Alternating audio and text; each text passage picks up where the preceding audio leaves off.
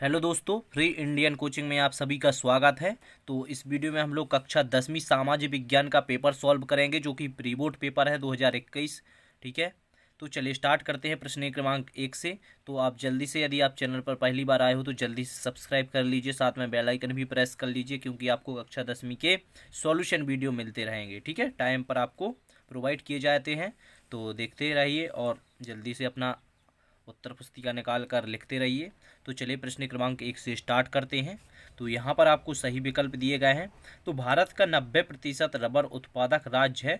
तो देखिए यहाँ पर केरल इसका आंसर हो जाएगा। ठीक है, इसके बाद है हड़प नीति किस गवर्नर जनरल ने चलाई थी। तो इसका होगा लॉर्ड वेलेस्ली। ठीक है, तो इसका आंसर आप लगा दीजिए, सही आंसर हो जाएगा। इसके बाद है जलियांवाला बाग कहाँ है। तो ये तो अमृतसर में स्थित है। इसके बाद है नागरिकों के मूल अधिकारों का रक्षक कौन है। तो न्यायपालिका होती है। ठीक है, इसके बाद है निम्नलिखित में से कौन सा भारत में जनसंख्या विस्फोटक का कारण है। तो यहाँ पर शिक्षा का अभाव है।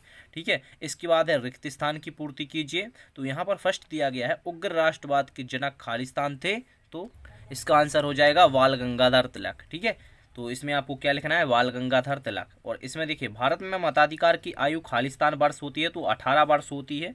ठीक है, इसके बाद है प्राचीन काल में भारत को खालिस्तान कहा जाता है। तो प्राचीन काल में भारत को सोने की चिड़िया कहा जाता है। और आर्थिक विकास एक खालिस्तान प्रक्रिया है, तो सतत प्रक्रिया है। और दूरसंचार के माध्यम से वस्तुओं का क्रम विक्रय क्या कहलाता है, क्रय विक्रय टेली मार्केटिंग कहलाता है। तो प्रश्न क्रमांक 2 के सभी आंसर एक साथ आप देख लीजिए जल्दी से और लिख लीजिए। ठीक है, ये रहे आपके सभी आंसर, पाँचों के पाँच आप जल्दी से नोट कर लीजिए। खालिस्तान है जो कि, तो पहले में बाल गंगाधर तिलक, 18 सोने की चिड़िया, सतत और टेली मार्केटिंग। तो जल्दी से इनको लिख लीजिए। इसके बाद प्रश्न क्रमांक 3 देखते हैं। प्रश्न क्रमांक 3 में एक शब्द या एक वाक्य में आंसर देना है। यहाँ पर तो फर्स्ट नंबर पर दिया गया है, किसी एक राज्य का नाम लिखिए जहां औसतन 5 वर्ष में से एक बार सूखा पड़ता हो। तो मध्य प्रदेश है ऐसा। ठीक है, मध्य प्रदेश में एक बार तो सूखा पड़ता ही है 5 वर्ष में। ठीक है, तो यहाँ पर आप मध्य प्रदेश लिख लीजिए इसका आंसर। और किसका बलिदान प्रथम स्वतंत्रता संग्राम में पहली आहुति थी। तो मंगल पांडे होगा। इसके बाद भारत में बेरोजगारी कितने प्रकार की है। तो भारत में बेरोजगारी 2 प्रकार की होती है, ग्रामीण और शहरी बेरोजगारी। इसके बाद राष्ट्रीय आय की गणना में एक वस्तु का मूल्य कितनी बार गिना जाता है। तो एक बार गिना जाता है। सूचना का अधिकार भारत सरकार के द्वारा किस वर्ष मनाया जाता है। तो 2005 में मनाया जाता है। तो एक बार आप सभी की आंसर देख लीजिए। तो ये रहे आपके प्रश्न क्रमांक 3 के आंसर, पाँचों के पाँच। तो जल्दी से इनको भी आप लिख लीजिए। ठीक है, इसके बाद हम लोग प्रश्न क्रमांक 4 देखते हैं। प्रश्न क्रमांक 4 में पूछी गई है थी सही जोड़ी। तो देखिए फर्स्ट नंबर दिया गया है भू शिखर सम्मेलन। तो इसका आंसर हो जाएगा ये वाला, रेडियो जेनेरो। ठीक है, इसके बाद है तात्या टोपी को फांसी। तो यहाँ पर इसका आंसर हो जाएगा 1859 में दी गई थी। इसके बाद है लोकसभा सदस्य संख्या। तो लोकसभा सदस्य संख्या होती है 545। इसके बाद है जीवन स्तर में वृद्धि। तो इसका आंसर हो जाएगा जीवन स्तर में वृद्धि वाला। तो इसका आंसर प्रति व्यक्ति आय में वृद्धि होगी। ठीक है, इसके बाद बचा है उपभोक्ता सुरक्षा अधिनियम। तो इसका आंसर 1986 हो जाएगा। आ गया ना समझ में। तो देख लीजिए एक बार अच्छे से और अपने उत्तर पुस्तिका में इनको नोट कर लीजिए। इसके बाद है सत्यासत्य, यानी कि प्रश्न क्रमांक 5 है। तो भूकंप, बाढ़ एवं सूखा प्राकृतिक आपदाएं हैं। तो ये तो सत्य हो जाएगा। इसके बाद है लोकसभा एक स्थायी सदन है।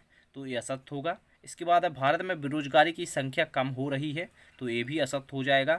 इसके बाद है धातु मुद्रा की कठिनाइयों के कारण कागजी मुद्रा का विकास हुआ है। तो ये क्या होगा, सत्य हो जाएगा। इसके बाद है प्रत्येक व्यक्ति का एक उपभोक्ता है।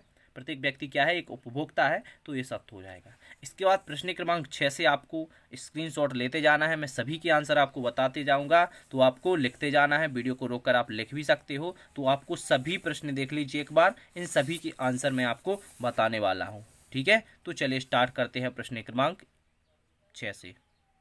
तो लिखना स्टार्ट कीजिए। प्रश्न क्रमांक 6 का उत्तर पहले दिया हुआ है। इसके बाद में प्रश्न क्रमांक 7 का आंसर भी यहाँ पर दिया हुआ है। तो 6 और 7 दोनों की जल्दी से आंसर लिख लीजिए आप। इसके बाद हम लोग प्रश्न क्रमांक 8 का आंसर देखते हैं। तो देखिए ये रहे प्रश्न क्रमांक 8 और 9 दोनों के आंसर। तो दोनों को आप जल्दी से लिख लीजिए। प्रश्न क्रमांक 8 का अथवा का आंसर ए रहा, और प्रश्न क्रमांक 9 का ए रहा, जिसमें आपको विकसित देश बताने थे। तो अमेरिका और ब्रिटेन है। ठीक है, तो इतना लिखने के बाद हम लोग प्रश्न क्रमांक 10 देखते हैं अब।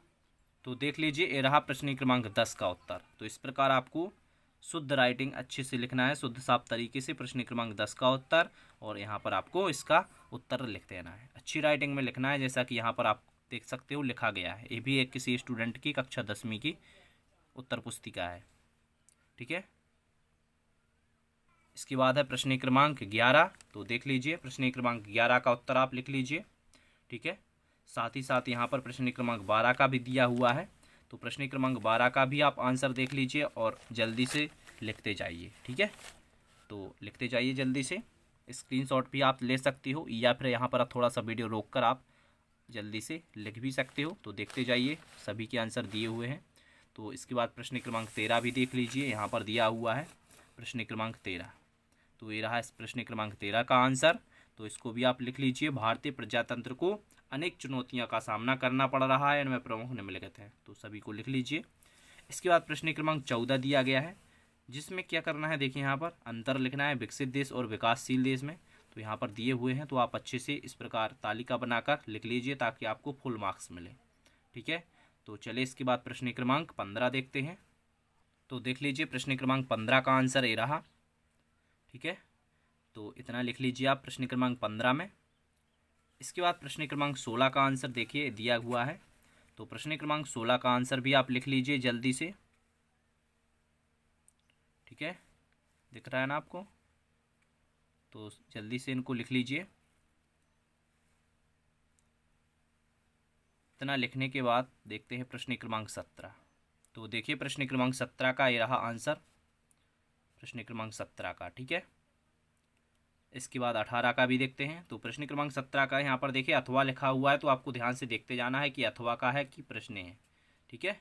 तो देखते जाना है। यहाँ पर प्रश्न क्रमांक 18 का उत्तर दिया हुआ है, जिसमें एकहरी नागरिकता पूछा गया था कि एकहरी नागरिकता किसे कहते हैं, ठीक है। इसके बाद है प्रश्न क्रमांक 19, जिसमें पूछा गया था भारतीय संविधान में प्रस्तावना का क्या महत्व है। तो ये रहा प्रश्न क्रमांक 19 का आंसर, प्रस्तावना का महत्व, ठीक है। लिख लिया ना।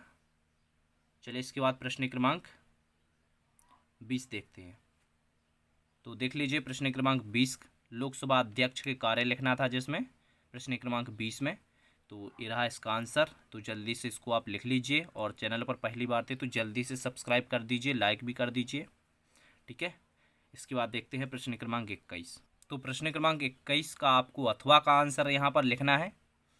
तो देख लीजिए, उपभोक्ता के निम्नलिखित कर्तव्य, कोई 4 कर्तव्य लिखना था, लेकिन यहाँ पर मैंने 5 लिख दिए हैं। तो आप चाहो तो 4 लिख सकते हो या फिर 5 भी लिख सकते हो। इसके बाद है प्रश्न क्रमांक 22। देख लीजिए, प्रश्न क्रमांक 22 का उत्तर दिया गया है बाढ़ आपदा के लिए उत्तरदायी कारक लिखना था, कोई 5, तो आप 6 लिख लीजिए, ठीक है। इतना लिखने के बाद अब बढ़ते हैं प्रश्न क्रमांक 23 की तरफ। तो ये रहा प्रश्न क्रमांक 23 का उत्तर। तो इसको भी आप जल्दी से लिखते जाइए, ठीक है। तो यहाँ पर आप लिखते जाइए, वीडियो को रोक रोक कर जल्दी लिखते जाइए।